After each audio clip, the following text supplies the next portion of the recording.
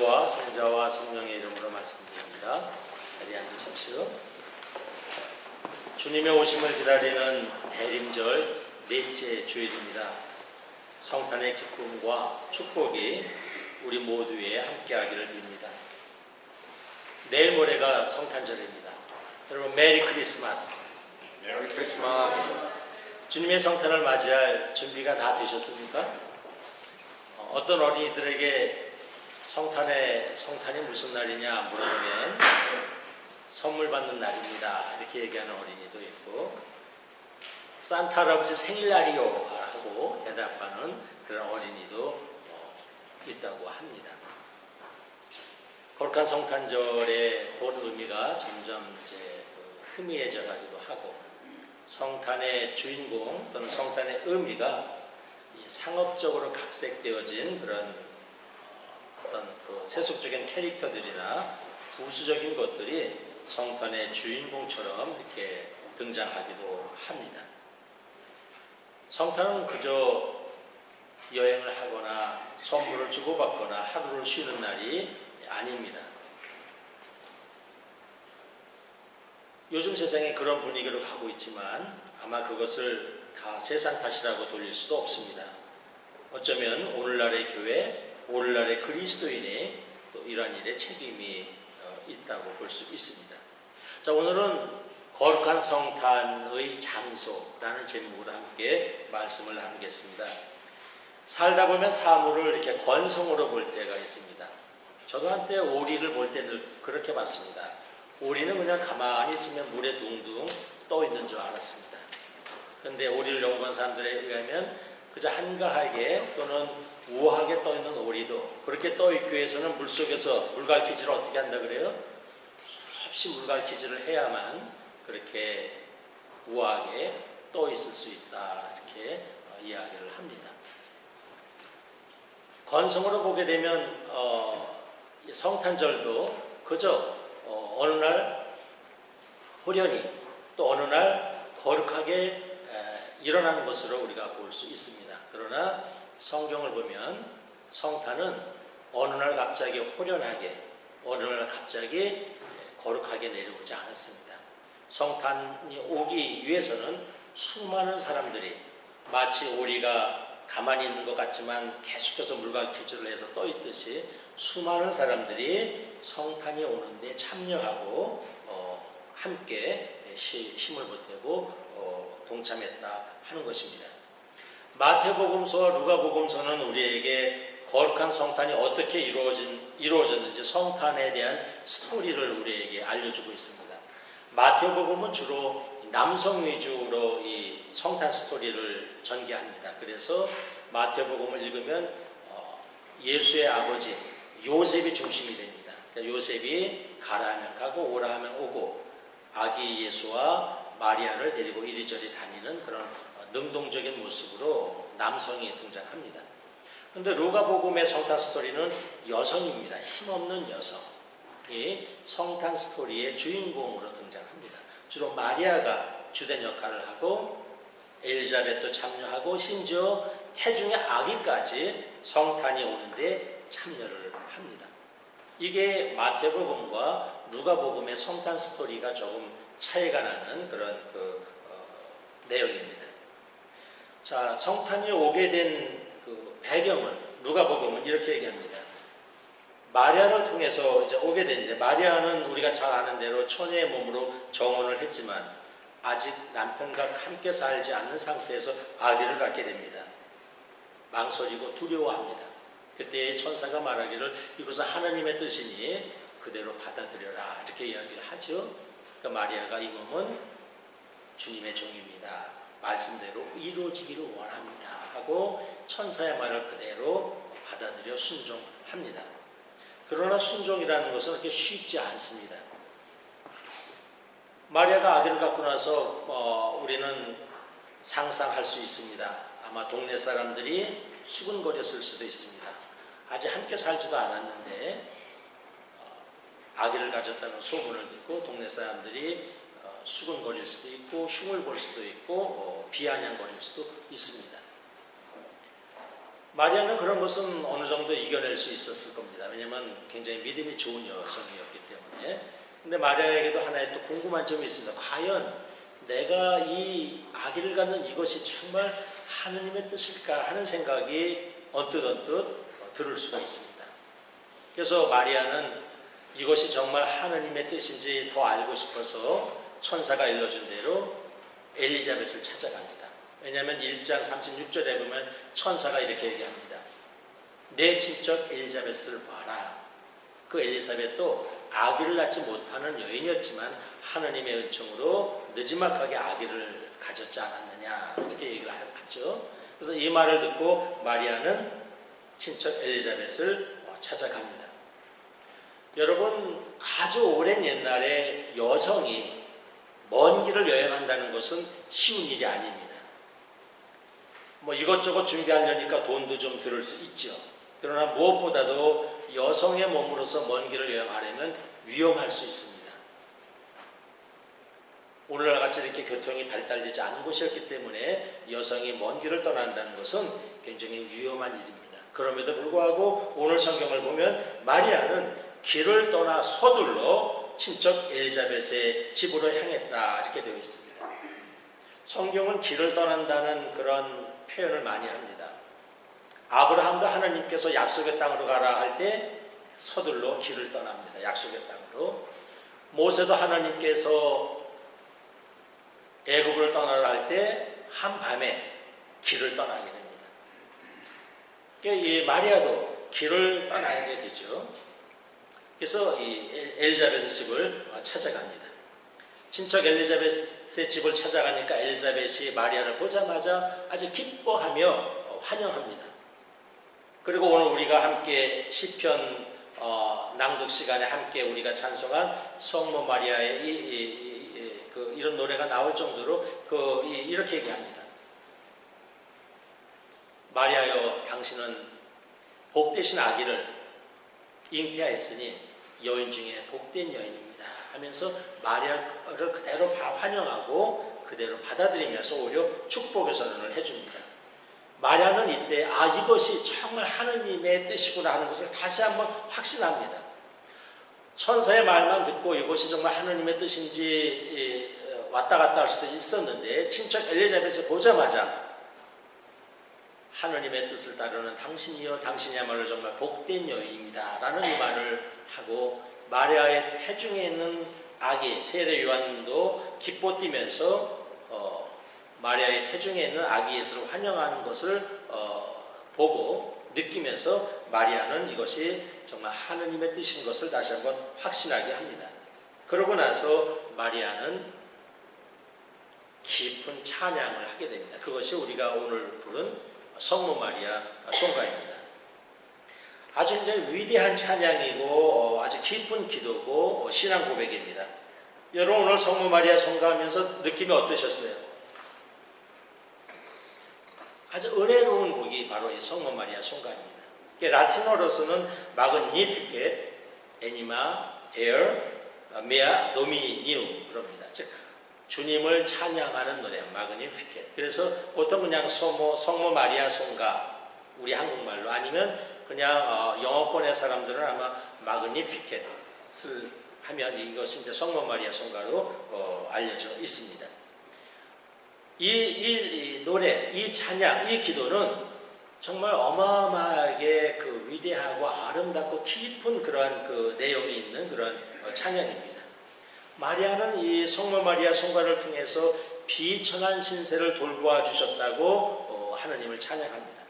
그리고 나에게 아기 예수를 낳게 하는 메시아를 낳게 하는 큰 일을 내려주셔서 나는 물론이고 이스라엘 전체에 복을 주셨습니다 라고 하면서 하나님을 찬양합니다. 마리아의 이런 전적인 순종, 하나님을 공경하는 마음, 그의 아름다운 믿음, 그의 이런 찬양, 그의 이런 기쁨, 그의 이런 길 떠남, 위험을 마다하지 않고 먼 길을 떠나는 그런 길 떠남, 이런 것들이 다 아우러져서 이런 것들을 통해서 성탄이 이 세상에 온 것입니다. 엘리사벳을 한번 보겠습니다. 우리가 잘 아는 대로 엘리사벳은 세례 요한의 어머니입니다. 엘리사벳도 결혼 초기에는 수모를 많이 받았습니다. 왜냐하면 아기를 낳지 못하기 때문에 아주 오랜 옛날에는 자녀를 낳는 것이 곧 큰 축복이고 이것이야말로 정말 큰 재산이었습니다. 고대 농경 또는 유목 시대에는. 근데 이 엘리자벳은 자녀를 낳을 수가 없었습니다. 동네 사람들한테 아마 굉장히 수모를 당했을 것이고 집안에서도 그랬을 것입니다. 그러던 엘리자벳이 하나님의 은총으로 아기를 갖게 됩니다. 그러고 나서 6달 정도 되었을 때 마리아의 방문을 받죠. 그럴 때 이제 엘리자벳이 마리아를 맞이해서 환영을 해줍니다. 보통 사람들 같으면은 처녀가 아기를 가지고 우리 집에 왔다고 냉대할 수도 있습니다. 또는 비난할 수도 있습니다. 문정박대할 수도 있습니다. 훈계할 수도 있고 징계성 충고를 할 수도 있습니다. 그러나 엘리자벳은 있는 그대로 마리아를 환영하고 맞아들입니다. 마리아여, 당신이야말로 모든 여인 가운데 복된 분이고 뱃속의 아기도 복되신 분입니다. 이런 말을 통해서 마리아를 축복합니다. 성령에 충만한 엘리자벳은 마리아의 이런 아기 예수를 잉태한 모습이 하느님의 뜻인 것을 그는 알아볼 수가 있었고, 그렇기 때문에 그는 마리아를 환영하고 마리아에게 축복의 말을 해줍니다. 그의 처지를 인정하고 격려해줍니다. 함께 기다려줍니다. 우리 같이 있읍시다. 당신의 집으로 가 있으면 동네 사람들이 혹시 수군거릴지 모르니 나와 함께 있읍시다. 그렇게 해서 마리아는 너무나 마음이 푸근합니다. 그래서 엘리자벳 집에서 오늘 성경을 보면 몇 달 동안 같이 있었다 그럽니까? 약 3달 동안을 같이 머물렀다. 이렇게 되어 있습니다. 엘리자벳의 이러한 환영, 긍정, 격려의 마음, 성령과 함께하는 믿음, 이런 것들이 또한 마리아를 그대로 편안하게 해주었고, 이런 것들을 통해서 성탄이 이 세상에 오게 됩니다. 태중의 아기 세례 요한 보죠. 성경을 보면은 마리아가 와서 문안을 하니까 엘리자벳의 어머니의 뱃속에 있는 태중의 아기가 뛰놀았다 그럽니다. 아마 남성들은 전혀 느낄 수 없는 걸 겁니다. 아마 우리 아기를 낳아보신 분들은 뱃속에서 아기가 뛰노는 느낌을 아마 경험한 분들이 꽤 있으실 겁니다. 근데 여기서 이 성경에서 나오는 이 뛰놀았다는 말에는 아주 특이한, 아주 굉장히 중요한 점이 있는데, 헬라어로는 에스피르테센인데, 이것은 구약 성경 사무엘에 나오는 그 단어를 그대로 쓴 것입니다. 사무엘 6장 16절에 보면 다윗이 하느님의 법궤를 오베데돔의 집에 있었는데, 어느 날 하느님의 법궤를 오베데돔의 집에 두니까 오베데돔의 집에 하느님이 큰 복을 내리신다는 말을 듣고 다윗이 하느님의 말씀을 우리 도성으로 모셔드려야 되겠다, 이렇게 해서 하느님의 말씀을 오베데돔의 집에서 자기 도성으로 끌어옵니다. 이때에 다윗은 하느님의 법궤, 즉 하느님의 말씀이 자기 도성에 들어오는 것을 보고 너무 기뻐서 덩실덩실 춤을 추고 막 그럽니다. 그러면서 뭐가 내려가는 것까지 몰랐다 그래요? 무슨 춤이 내려갔어요? 바지춤 그때 오늘날 같은 좋은 허리띠 같은 게 있었겠습니까? 아마 너무 춤을 추다가 그냥 이 허리띠, 바지춤까지 내려가는 것을 모를 정도로 기뻐 뛰었습니다.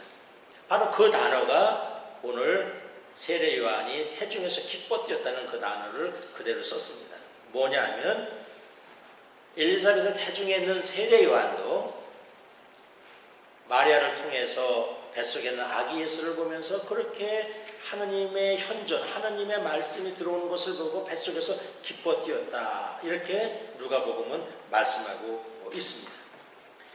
자, 이렇게 누가복음서를 보면은 예수의 탄생은 어느 날 호련히, 어느 날 갑자기, 어느 날 홀로 이루어졌다고 말씀하지 않습니다. 물 위에 우아하게 떠있는 오리가 수없이 물갈퀴질을 하듯이 구세주의 성탄이 이루어지기 위해서는 수많은 사람이 움직였다고 누가복음은 이야기하고 있습니다.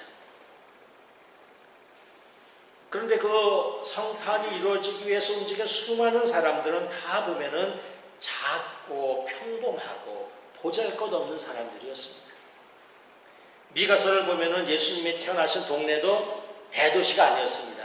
오늘 미가서를 보면은 그저 그 유다 산골의 작은 고향, 작은 마을 베들레헴입니다. 얼마나 작은 거니 유다 지파들 가운데서도 그냥 가장 작은 지파들이 모여 사는 그 작은 동네에 예수님이 그 아기 예수가 태어나십니다. 마리아 성가에서도 나오듯이 아기 예수가 태어난 집안은 명망가도 아니었고 권력자의 가문도 아니었습니다. 그저 평범한 보통 사람들의 집안에 예수가 태어납니다. 이렇게 누가복음이 전하는 성당 스토리는 가난하고 평범하고 힘없는 여인들, 들판에서 밤새 양을 치던 사람들, 그들의 믿음과 순종과 찬양, 이런 것들을 통해서 성탄이 이루어졌다고 누가복음은 우리에게 말씀을 하고 있습니다. 하느님은 이처럼 작고 여린 사람들의 믿음을 통해서, 순종을 통해서, 그들의 찬양과 노래와 기도를 통해서 이 세상에 오셨다고 누가복음은 말씀하고 있습니다. 바로 이런 자리가 성탄이 일어난 자리입니다. 바로 이런 자리입니다. 여러분, 성탄의 자리는 이처럼 특별하거나 화려하거나 크지 않습니다. 하느님의 뜻을 받들고 순종하고 기뻐하고 하느님의 뜻을 따라 움직이는 평범한 사람들, 심지어 비천하기까지 한 그런 사람들을 통해서 성탄이 이루어졌다 하는 것이죠.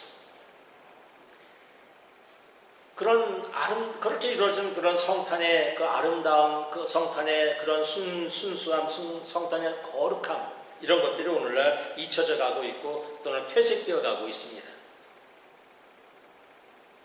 1843년 영국입니다. 한창 산업혁명이 일어나 있을 때이죠. 도시화가 진행되고 사람들이 많이 도시로 몰려들고 이렇게 하고 산업화가 진행되면서 빈곤층이 발생합니다. 가정에 여러 가지 문제가 나오고 노동자들의 문제가 발생하고 여기저기 폭력이 일어나고 교육 문제가 일어나고 사회 문제가 심각해집니다. 이때에 찰스 디킨스는 우리에게 익히 알려진 크리스마스 캐롤을 씁니다.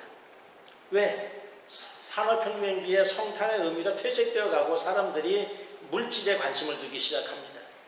가난한 사람들을 외면하기 시작합니다. 빈곤층은 막 도시에 여기저기 발생하는데 교회는 있는 사람들은 그리스도인들이 가난한 사람들을 향해서 외면하는 것을 보고 찰스 디킨스는 크리스마스 캐롤을 씁니다. 크리스마스 캐롤. 우리가 알고 있는 스크루지 영감, 악독한 구두쇠고 심술궂은 사람이고 지극히 자기중심적인 그런 스크루지 영감을 통해서 우리에게 찰스 디킨스는 성탄의 의미를 다시 회복시키려고 합니다. 스크루지의 마음에는 성탄이 있을 리가 없었습니다. 그에게는 도움이 필요한 가난한 사람들, 빈곤층은 그저 가뜩이나 인구가 많은 세상에서 빨리 없어져야 할 잉여 인간들입니다. 스크루지가 직접 그렇게 이야기합니다. 잉여 인간 같은 사람들을 내가 도와줘? 말도 안 돼. 얘기합니다. 스크루지에게 크리스마스는 그저 돈만 많이 나가는 날이고 놀기 좋아하는 사람들이 먹고 노는 날로 스크루지는 크리스마스를 이해합니다. 그러다가 성탄 전날 밤에 그런 우리가 잘 아는 대로 새 유령을 만나죠. 과거를 알려주는 유령, 현재를 알려주는 유령, 미래를 알려주는 유령. 우리가 어렸을 때 읽었던 스크루지 영감, 175년 전에 썼던 이야기입니다. 이 새 유령을 통해서 자기의 행실이 얼마나 지독하고 얼마나 악독했고 얼마나 자기가 못되게 살았는지를 깨닫게 된 스크루지는 아침에 그날 밤에 회개를 합니다. 눈을 떠보니 성탄절날 아침이었습니다. 그때 그날 그 아침부터 그는 새 사람이 됩니다. 그래서 늘 일만 많이 시키고 월급은 별로 올려주지 않던 자기의 직원 월급을 올려줍니다. 자기 직원 가정에 병들어 앓고 있던 자녀를 보고는 후하게 치료비를 대줍니다. 자선단체들이 찾아오면 수없이 거절을 했다가 스스로 찾아가서 자선단체에 돈을 기부합니다. 늘 무시하던 그 조카 집에 가서 마음의 문을 열고 성탄 만찬을 합니다. 새 사람이 됩니다. 그의 마음에 성탄이 일어난 것입니다. 자, 말씀을 마칩니다. 아기 예수의 성탄은 저절로 호련히 이루어지지 않았습니다. 오늘 누가복음이 그렇게 말씀하고 있습니다. 수많은 사람들, 특별히 평범한 시골 여인 마리아, 그의 순종, 그의 믿음, 시골에 사는 여인 엘리자벳, 그의 태중의 아기, 목동들, 이런 가난하고 평범하고 비천한 사람들의 기도와 찬송과 설렘과 기쁨, 그들의 순종을 통해서 예수께서 이 세상에 오셨다고 누가복음은 말씀합니다. 이들이 보여준 작은 긍정과 격려와 희망과 찬양과 움직임이 거룩하고 고요한 성탄을 이 세상에 오게 했습니다. 성탄이 일어난 장소가 이들의 마음이었습니다. 이들의 작은 믿음, 이들의 행동하는 믿음, 이들의 찬양, 이들의 기도를 통해서 아기 예수가, 온 세상의 구세주가, 요한복음에 말씀하시는 빛이신 예수가, 누가복음에 말씀하는 평화의 왕이 이 세상에 오셨다고 누가복음은 말씀합니다. 자, 오늘 우리의 마음의 자리도, 우리 믿음의 자리도, 우리 일상의 자리도 예수께서 찾아오시는, 예수께서 다시 태어나는 성탄의 자리가 되어야 할 줄로 믿습니다. 우리의 마음을 통해서, 우리의 기도와 찬양을 통해서, 우리의 믿음을 통해서, 저와 여러분의 봉사와 섬김을 통해서 눈에 보이지 않는 주님의 말씀이 눈에 보이는 말씀으로 새로워져야 합니다. 눈에 보이지 않는 주님의 사랑이 만져지는 사랑으로 바뀌어야 합니다. 그것이 바로 성탄이 우리 안에 일어나는 것입니다. 성탄이 스크루지의 마음 안에 일어났을 때 스크루지는 새로운 사람으로 변합니다. 오늘날 그리스도의 성탄이 일어나야 할 자리는 2000년 전에 베들레헴에서 예수의 성탄이 일어났다면 오늘날 그리스도의 성탄이 다시 일어나야 할 자리는 바로 저와 여러분의 마음이고 기도이고 찬양이고 여러분의 행동하는 믿음인 줄로 믿습니다. 성부와 성자와 성령의 이름으로 말씀드렸습니다.